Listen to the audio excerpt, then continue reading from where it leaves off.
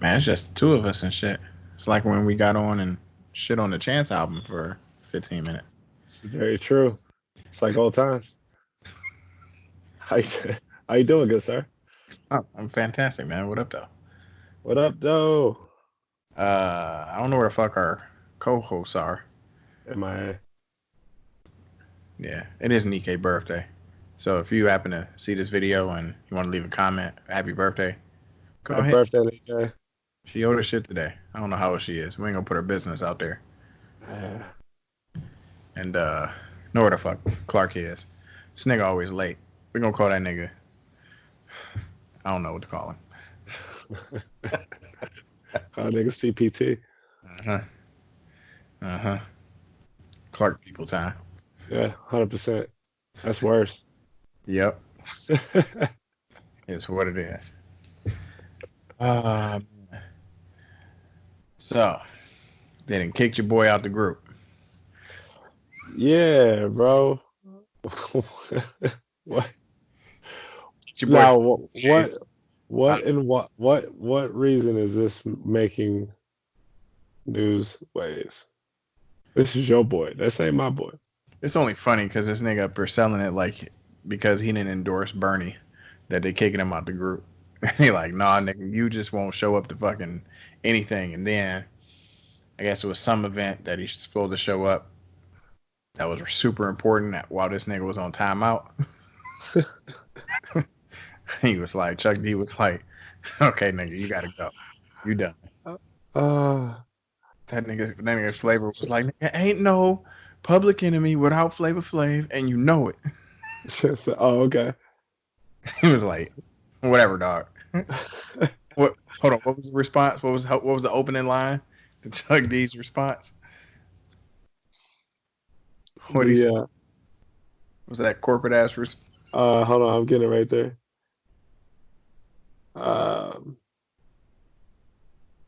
Oh man, I lost it. Ah man, he hit that. I will find it. I will find it for you. Research department's on it.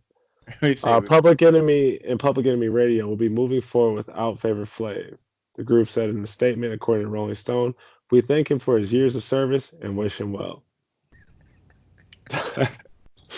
If this nigga just gets fired so hard.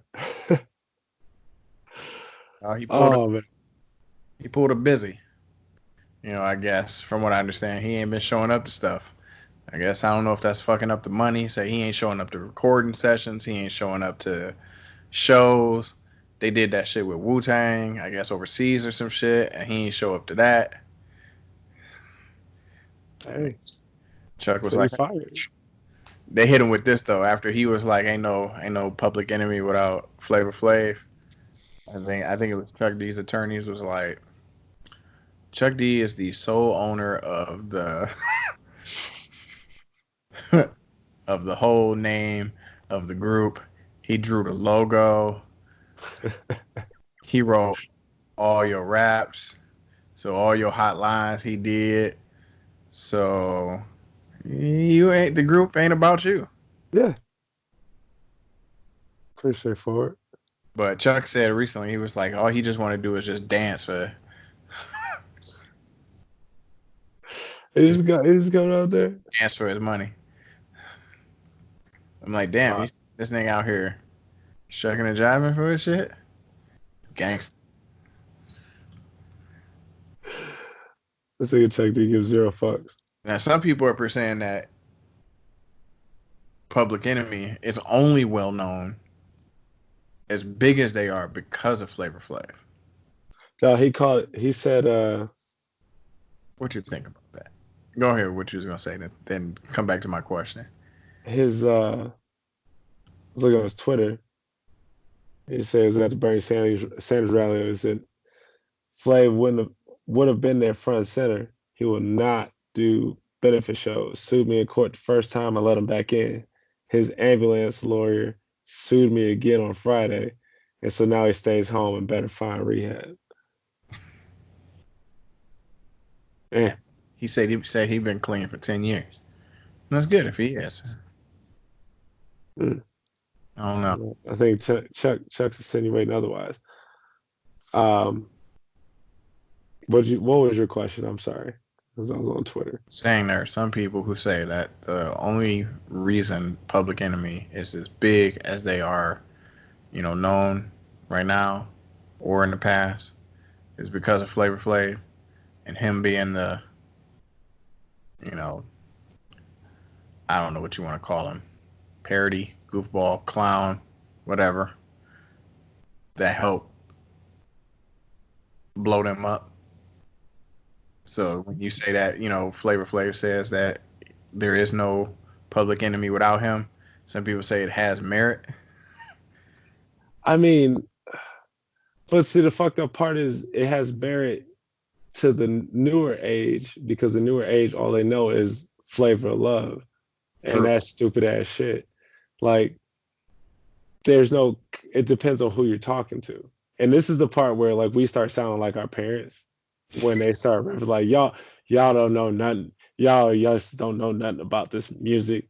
It's like, yeah, they talk about this crusty ass looking dude who got this chick named New York and then the chick from Detroit Delicious. And it's like, okay, and this is what we're subjected to. That's all they know. And so if you're talking about now, why are they still relevant? Like at this later age, why people even know about Public Enemy now because of what people they don't reference Public Enemy back in the day. Yeah, it's got some merit to it, which is fucked up. But no, Listen like to music. if you listen to music, It Takes a Nation is, can be argued it's a top 10 rap album. That shit is as dope as it is because of Chuck, not because of yeah, Flay. exactly. From a music perspective, fuck Flavor Flav. Fuck are we talking about? So That nigga never matched the message. I don't care what nobody says, dog. He never matched the message. But the lines that he did say, they were written by Chuck, so his message matched. But he didn't match the message. I don't know. Was it there, to be for entertainment at the same time, for you to pay attention? he's like he's like a worse like eyeball than like ODB and like Wu Tang. No, but Like ODB was dope though. oh no, I'm just saying like he's the worst. He's like a worse eyeball because like ODB is the eyeball of the group, Yeah. right? He's the one like in Flavor Flav obviously is this crusty ass nigga just walking around. You know, he's an eyeball, just like even if you want to do like Respectful. yeah, I mean it's Flavor Flav. He disrespects himself. But he's just that guy who is completely different, but he just didn't fit in with Public Enemy, so that's why it was just weird. And he just somehow they made a parody out of this nigga, made a TV show, and he's happy with it, and he's just getting clown. What's your favorite season of Flavor of Love? Couldn't tell you. Don't front for the camera, nigga. I have not run for shit. You Nah, sure bro. castmates and shit. I'm sorry. You knew the castmates though. That's because one was from Detroit. She's got she's very well put together, and New York. I like New York. Who doesn't know who the fuck she is? I'm Okay. sorry. And I know who New York is. Yeah. But well put together though. Oh yeah. She got cakes. And there you have it. Yeah. That's what's been on your mind though. Flavor Flav. It's been keeping you up at night. Just thought this shit was funny. Man. Let's keep going with the music shit. You got your girl now. Meg. On all fronts. You got Meg. Did you read that whole article? So Meg I having wars with her label and shit, or how many labels she signed to? I'm confused. No, I know she had a management deal with Rock Nation, and they supposedly, you know, a how little hint in her ear, about the shit. Yeah, I see your face right now. Hold on. about the shit that's in her contract. So she supposedly, so her label, 1501, Yep. she supposedly went back to him like, hey, we cool. I can always restructure some shit. And supposedly, as soon as she asked to restructure her deal, they shut her shit down. It was Yep. like, oh, nigga, you can't put out no music. Like, I don't understand how that works though. Let's say all this shit is true. How does me asking for a restructure make you want to put a freeze on any music that I put out? Even if you tell me to kick rocks and say, nah, you signed this contract, we're gonna keep you in this deal. Freezing me hurts your own pockets. I don't get it. There must be something I'm missing on why that label would sit here and say, you know what, no, you can't put out nothing. I mean, I know you think you famous and shit, but nah. This is crazy. Like I'm like reading how this shit is structured. Oh, that's what I'm saying. So this shit came out today. So first it was just a little video that she put out like, hey, I'm getting, you know, locked out. But then, whoo, so listen to this. So first off, the label 1501 was like was founded by a baseball player named Carl Crawford. Okay. So she now has sued 1501 From regarding this in terms to try and get her music out. And no idea what the rest of the lawsuit is, asking for, but that's the first thing. So she received a $10,000 advance for a contract that gives the label 1501 60% of her recording income. Yep. That's crazy. And then the remaining 40% has to cover costs for engineering, mixing, and collaboration fees. That's crazy. I don't know what normal hip hop contracts look like. And I know most of them are jerking the people that are signed to them. But dog, that shit is crazy. Says Yeah. this contract allegedly demands all money from her touring and live performances be paid directly to 1501 as well. Oh, Bobby Wick is here. What up, What dog? up? I was trapping. We we just got on Megan, dog. I'm gonna repeat this shit for you, dog, because this shit is crazy. You listening? Yeah. I remember I heard about her and the whole deal, but then I heard that some ex athlete who had originally signed her came in and for management or something, and maybe what's my man name? Uh, Angry Man. Hey, friends. Jay Huh? Prince. Yeah. Jay Prince. Jay Prince came in saying that he was his business partner now, and nobody's taking nothing from nobody or something. Dog, listen to this shit. So I'm gonna repeat it back. Sorry for the listeners, they're gonna hear this shit again. So she sued the label, right?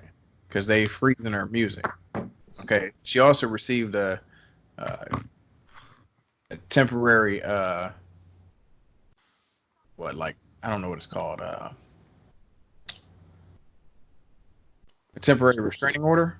To have, the judges have put a temporary restraining order so she can release music and not be held hostage by the label. Uh huh. But this contract that she signed with 1501 says she received a $10,000 advance. Okay, Mm-hmm. she has to give the label 60% of her recording income. The remaining 40%, her 40 that go to her, has to cover the cost of engineering, mixing, and collaboration. So she gives up 60% and still has to pay for everything else out of pocket.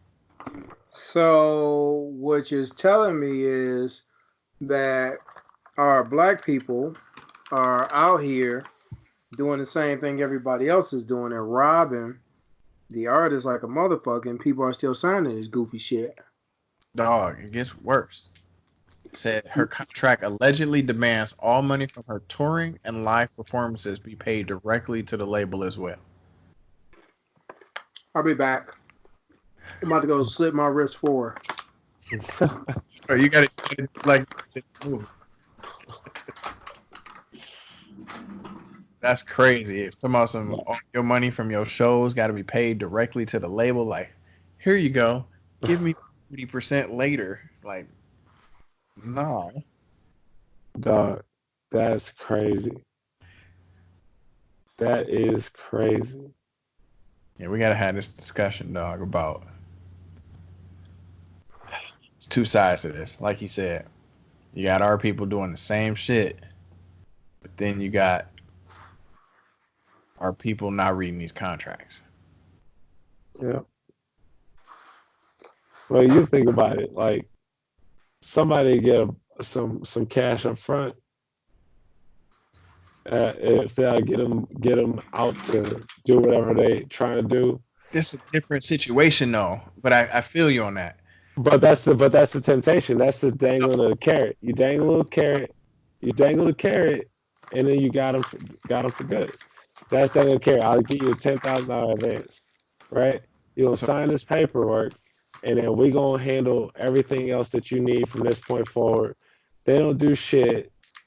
She ends up getting picked up through her little jump off, goes this other way, forgets that shit, forgets about the other shit, and then boom. Them niggas like, oh yeah, by the way, pull that shit out of their dusty ass garage. No. Like, That ain't, she ain't forget shit. She knew it.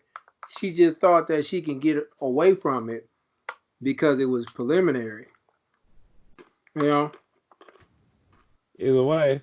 I was telling him the two conversations you got to have is the one that you brought up where, like you said, we doing this to our own people. And then at the same time, you got our people reading them, not getting somebody to read them for you. Like, dog, this shit is generation after generation of record deals that, you know, our people the ones who doing and creating all the music and getting jerked. Mm-hmm. Got the like you were saying, now jerking them too. Yeah. And how you as an artist still say, you know what? I ain't gonna look at this. I'm gonna take this upfront cash, like Larry was saying. And it's the most money I've seen probably my whole life at one time. And I get that. Some people have that, you know, they're gonna play that money can literally change their whole life, that advance or whatever it is. Then, Hey, for some reason my connection is terrible with you. good outside of that noise and shit you Well, make. that's because nigga, you keep moving around that goddamn chip bag. Hey, guess what? Hey, Hey, guess Larry. what? Hey, guess what? Larry, Hey, fuck off. hey. Fuck off. See you in 10 seconds. This nigga's out here crumpling up this goddamn bag. My connection's bad. No motherfucker, that's your potato chips. That shit's interrupting the speed Damn. full time and shit. It's like I'll jump through this fucking computer. I'm roasted. Yep. good. You good? Yes, Terrell, I'm good. Is that a vat of cheese you about to eat? What is that? Nigga, Hey, man. did you steal a little kid's lunch? Hey, You got my the nigga. cheese spread and crackers? My nigga, I did a double session today. I went to the gym early and I went to the gym late. So you treat yourself to a Lunchable? So I'm gonna need you niggas to kiss my whole ass. I'm all set. While I get this motherfucking snack in, niggas. So as we were saying, so yeah, you got some, you know, kids that's coming from the hood. That is the most money they ever seen, and you got a label saying, "Hey, we'll give you $100,000," and you get screwed in the long run because of some bum ass deal you did. But yet you out here making the label way more money. When realistically, the artist 100% of the time should be making the most money because you're the one creating it. yes, you're gonna have the support and help and putting you, out there, blowing you up with the advertisement, But if, coordinator, studios. But you still the one creating the art. It's like, but at that point in time, if you're in that position to take that shitty ass deal, like how much leverage do you already have at that point? but it's like for Megan, though, it's like, man, she was in school, right? So it's Mhm. not she was, She was like 20. I don't know if she was, I don't know her financial situation with her mom and shit before, when she was younger, or her I don't mom know, but shit. she was like 20 years old when she signed that deal. She just seems, I don't know, like she seems intelligent. So it's just weird that you wouldn't say, let me just read these. I may not understand all the jargon, the legalese, but let me just read it. I could read 60%. You know what I'm saying? I could see them two numbers and be like, yo, what is this? My nigga, Show money. my Go. nigga, you said seem intelligent. Like, where are you getting that from? And this is not a knock to Megan, but it's different levels of intelligence. I agree with you. There's intelligence, I agree and with you. then there is business intelligence. And what's the date today? Like March 2nd. 4 more days, it'll be 14 years I've been in business. The shit that I've learned. Now, luckily, I've never took a bold ass deal. Okay? Never got screwed out of any money. But business intelligence is a motherfucker. If I signed the wrong contract, I could put myself up Shit's Creek and be locked in. Easy. And plenty of places have tried it on the low. They sent me a contract. I looked at it. I was like, whoa, what the fuck is this? And it was just like one line in the whole deal. And I had to look and nope. Yeah, we're going to have to redo this part. And they was like, oh, okay. But if I signed it, they were cool with it. It's just I wasn't in a rush to get down. I did not care. I didn't care about that. So, yeah, so she might have, think about this. I paint a scenario that would make it sound a whole lot easier why she took this deal. And this is just happenstance because I've seen it a bunch of times. Imagine somebody's like, look, you got the talent. You just need the right people behind you. She's like, all right, cool. Now this is a woman, a black woman, who more than likely comes from the inner city. God knows what struggle she had. She's in school. That shit's hard. Okay. She's thick as fuck. Okay. So niggas is beating her across her head every day, trying to fuck. How many cousins she got that got knocked up? And this is just painting a whole biased ass story. Yeah. But somebody who I got your back, they in her ear talking slick shit. I'm gonna hook you with the right people. Hey, got a deal for you. They gonna advance you 10, and then we gonna do X, Y, and Z for you, and then you'll be smooth.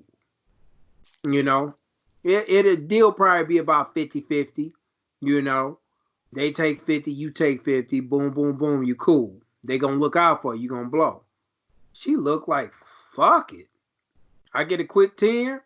I get to rap, and the money gonna be rolling in. They gonna be, getting the music and all that. Yeah, cool.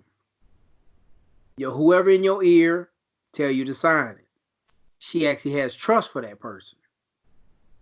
You read over the contract? Yeah. Talking about them. Should I sign it? Yeah.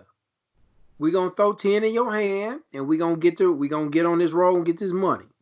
All right, cool. She get to blowing up. She get money in her pocket. Think about Lil Wayne.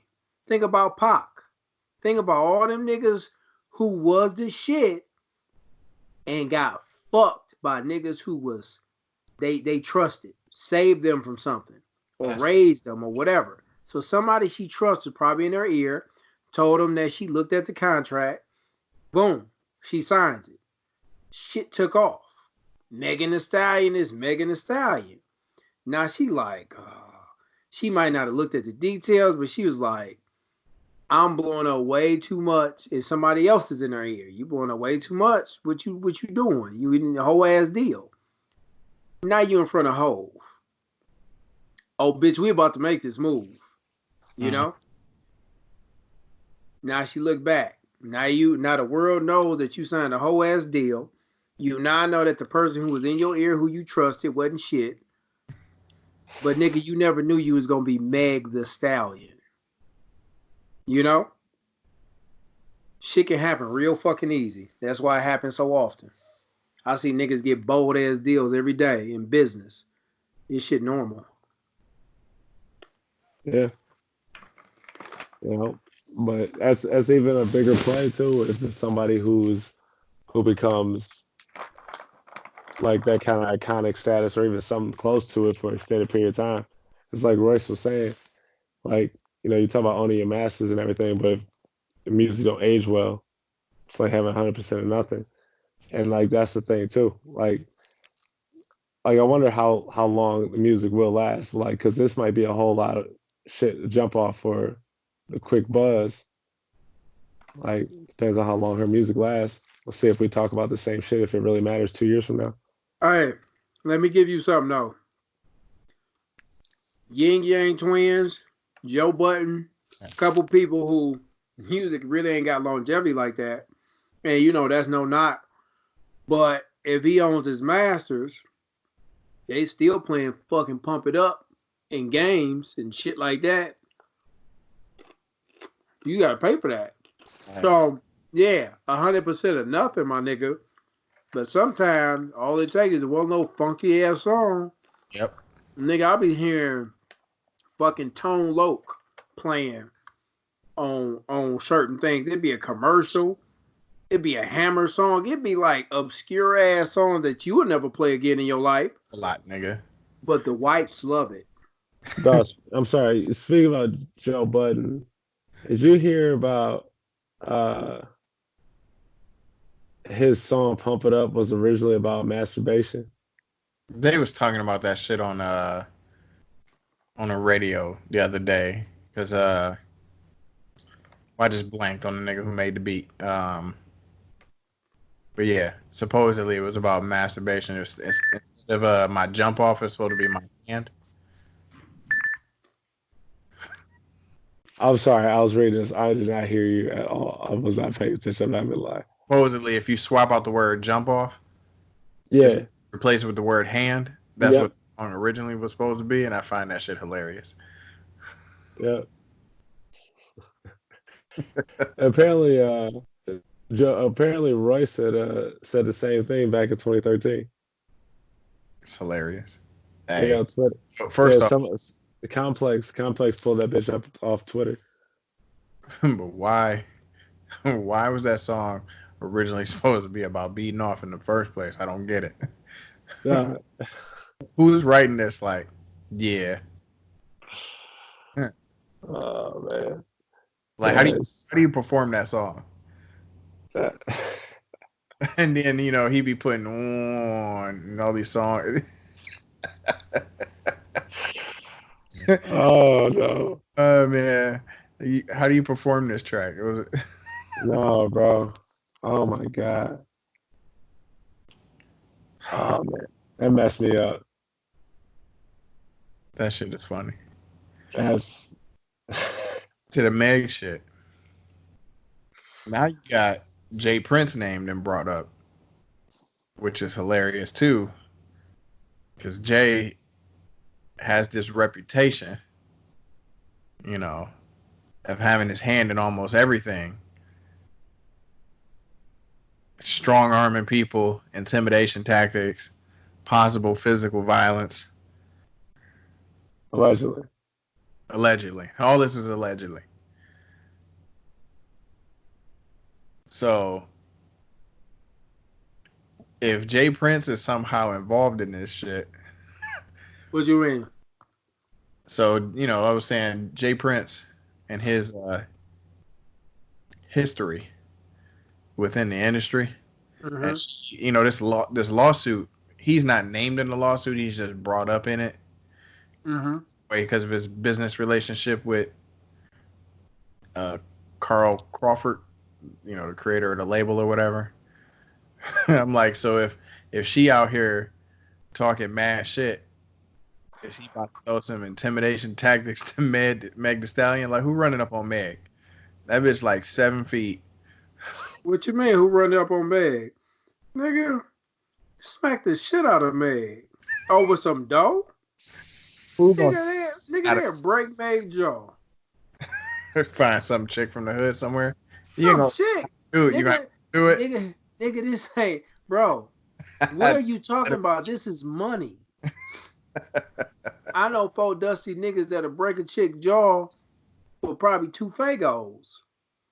I'm saying, like, it ain't no rules. It's about money. Which niggas flavor? get shot for $20. Which flavor Fagos though? This is important. Cream soda in the glass bottle. Glass bottle is key. Yeah.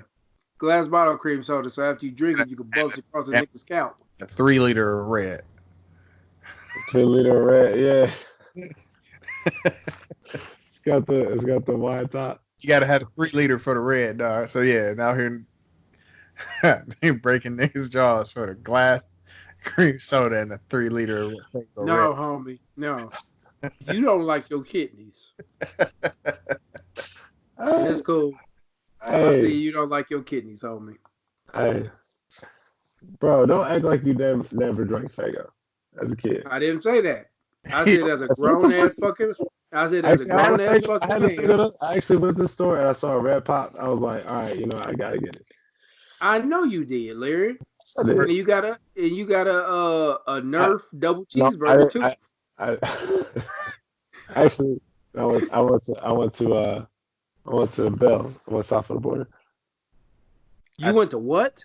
Taco. When you said south of the border, you meant hell, right? You know that ain't meat.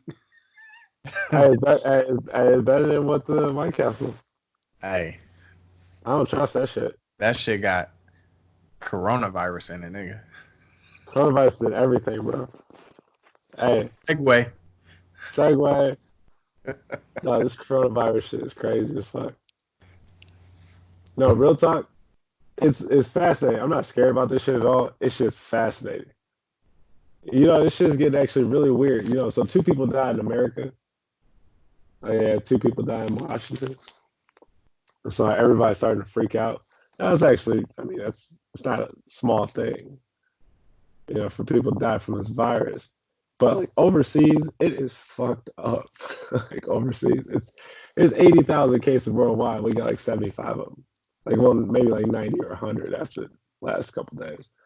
But there's damn near 100,000 globally. That's pretty impressive, and that's pretty scary actually. The fact that a vaccine wouldn't be available until about a year and a half from now. It's about to be really interesting to see what the hell. Nigga, it's 8 billion people on the planet, nigga, and only 100,000 got it. We all right. No, it's a very small thing. It's not a severe outbreak, but it's just very interesting to see how it's hopping from country to country. Because depending if it gets in the wrong country that doesn't have that infrastructure to try to contain it. Well, then that's when you start getting to your third world countries, or if you get your second world countries, and that shit starts getting rampant out there. Ooh. Well, nigga, she can get really, really interesting real quick. Step the world for a loss right there, nigga, by not telling nobody. So you had niggas taking flights out of Wuhan and other areas for a whole month before city down. So ain't no telling how many people left and then went back to wherever they was going. And that shit can be incubated in your body like 2 weeks before you even show symptoms while still being transmittable, which is let me ask you this.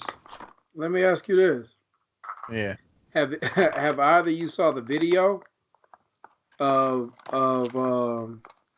course they said these are recent videos and they said this is happening now. Are you talking about the wiping elevators and shit like that? Spitting on elevators and wiping the buttons? I don't know. I said, first of all, Larry, you First seen of all- these videos? first of No, bro, I have not. bro, imagine somebody hawking a loogie, like, and then wiping it down. I'm talking about old ladies, my nigga. Y'all, What? look. Now, first of all, Wait. They're doing this because of the coronavirus? First off, we don't know if these videos Wait, are, what are you talking about? but the shit is funny because it's funny because it's so gross. it's so gross. and I'm so grossed out right now. Imagine an old black church woman spitting on the elevator buttons and wiping it down with a rag. And they was like, oh yeah, black people got a highly transmittable disease flying through the hood. And they just spitting on everything. It's like, dog. Now, I'm calling bullshit, not because it couldn't happen, but come on now. Y'all just got these videos. Ooh, look at these videos we found. Right. Yeah, like, nah, Like- man. Videos, nigga. Like, come on, man. Yeah. That's wild. Hey. And I believe a lot of foul stuff about people. But this one was just too. Look at TC laughing. It was too hilariously gross. I was to like, believe. wow. I was like, okay, Nah, man. They just want you to look at Chinese people and be like, no, nope. Yeah, it's fucked Let up. y'all do. You can start off xenophobia for bullshit like that. Oh, 100%. Well, there's already so much xenophobia in this country, anyways. You know, it matters. You starting a whole bunch with the Chinese, and it's not like all the stories that's come out is all bullshit. Niggas is not out here eating bats. You know, that shit is not coming from fucking eating bats and shit like that they was putting out and shit. What you talking about, man? They said it probably originated somehow in the market. That's bullshit. Yeah. So coronaviruses live in all types of animals and shit already. You know, but that shit can jump from an animal to a person and typically have no issue. But this one has an issue. It's happened before, like pretty big issue. You know, bird flu is one of those that jumped from birds to, you know, humans. That's because humans was having sex with birds, right? No. Yeah. Oh, I don't know. Hey, was that you that said that one in was it Freddie Gibbs fucking story where there's a dude fucking a chicken? That was me. What? Yeah, no, Larry, let's get it correct.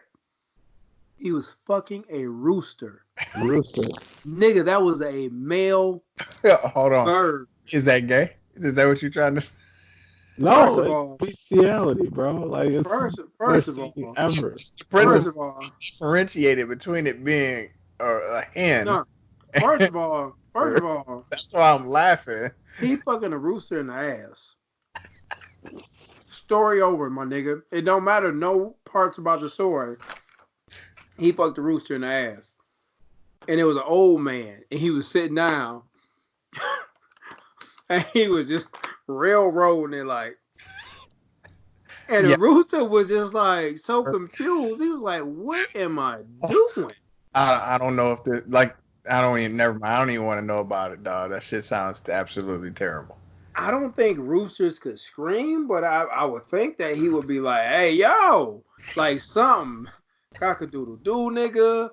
Something. No, he was just taking... At the origin of... Coronavirus? Yeah. We found patient zero. We found patient zero, and he was railroading a chicken. A rooster. Yeah. Now that video, I believe more than the old lady spitting on the elevator.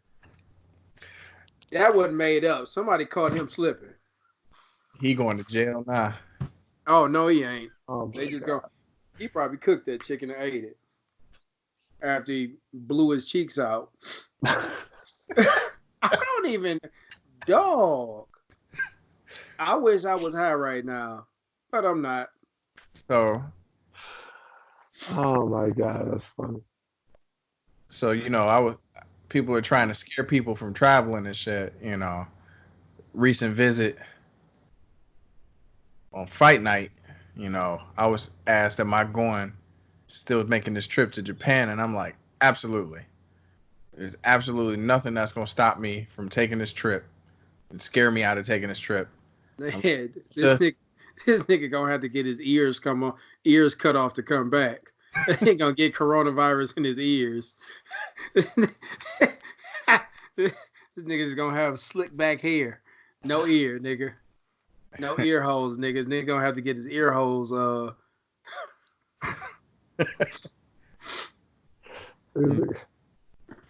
Yeah, I'm gonna buy my ticket. I'm gonna buy my ticket soon. Cousin. Yeah, I'm gonna buy my ticket. You better get your ticket, nigga. Yeah. The only way I'm not going though is if Delta cancels my flight though. Like, to be serious though, that's the only way.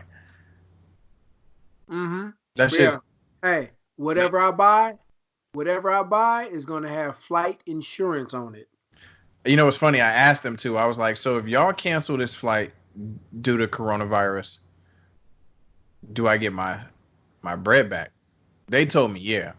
I'm gonna ask them again though, because insurance is normally for us, like when we have to cancel something, like say you're sick or something like that, and you can't make it. But or you fucked the chicken, and now you got a virus.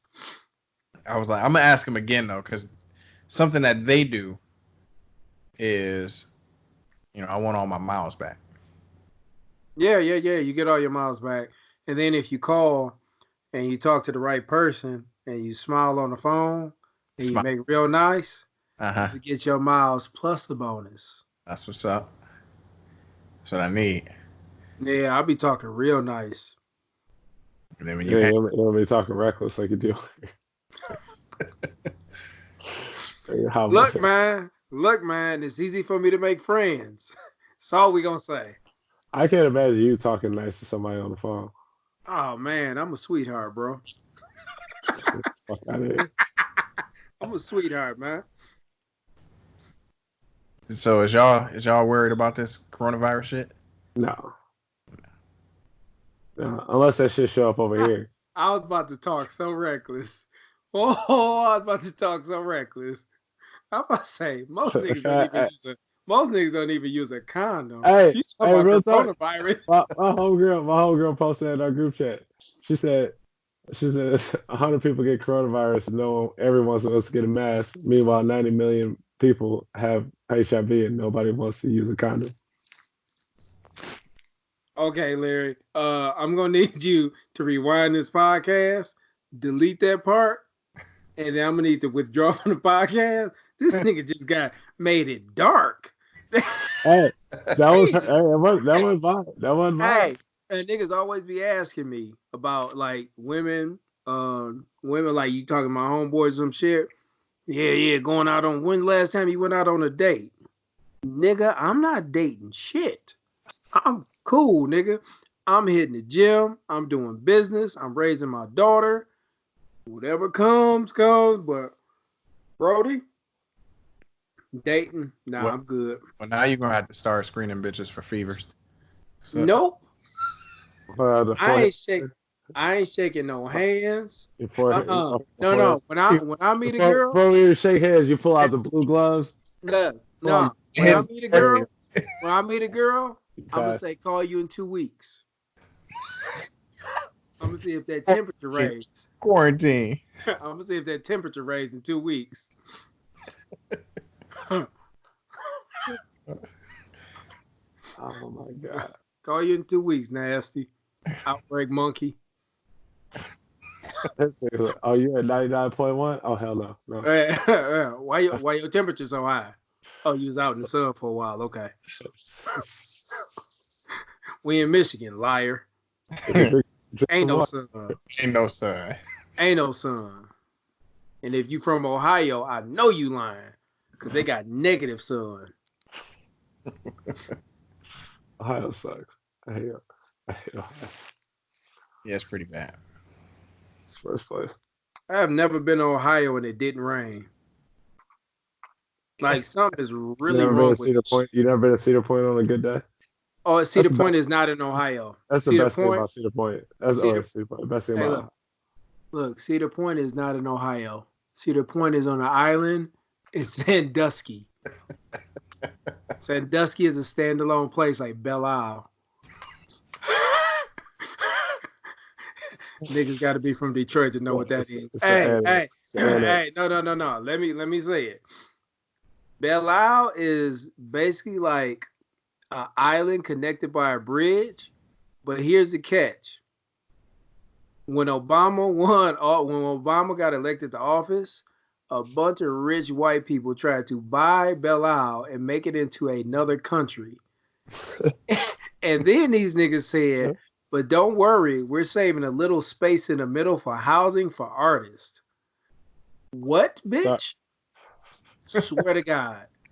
They got their own currency. Yes, nigga, I don't know what they was thinking, but they tried that shit. They definitely tried it. Yeah, Vito, we would have burned Belle Isle down.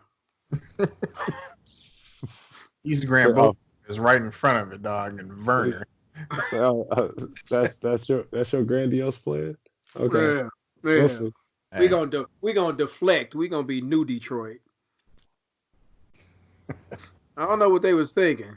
Hey, I'm telling you, it'd have been niggas on rowboats robbing y'all. Yeah. Well, what up, though? What up, though? Yeah, I am the captain now. Y'all niggas cooking? Y'all ready to wrap this shit up? You ready to wrap this shit up? Yeah, man. You know, unless somebody got anything else to add on the coronavirus. Yeah, I do. Go ahead. Happy birthday to our co-host.